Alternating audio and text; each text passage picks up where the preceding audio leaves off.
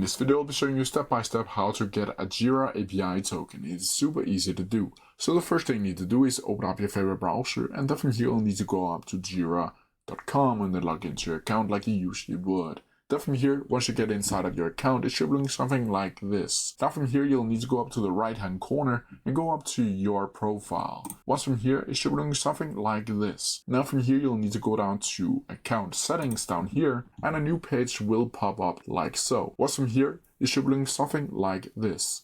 Now from here, you'll need to go up to security up here, and once from here, you'll need to scroll down until you'll see under passkeys, you'll be able to see API tokens.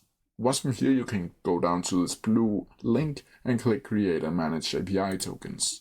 Once from here, this should be popping up where you'll need to sign into your account again. And once you've done that, it should look something like this. Now from here, you'll be able to see API tokens, and to the right of that, you'll be able to see Create API Token or Create API Token with scopes.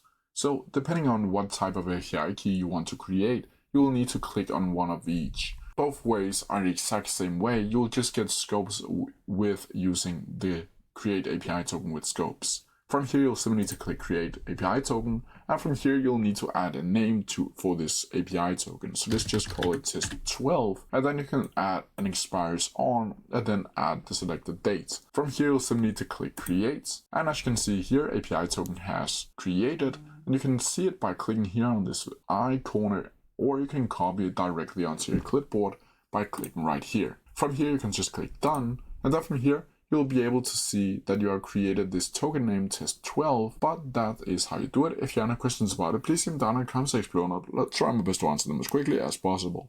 See ya!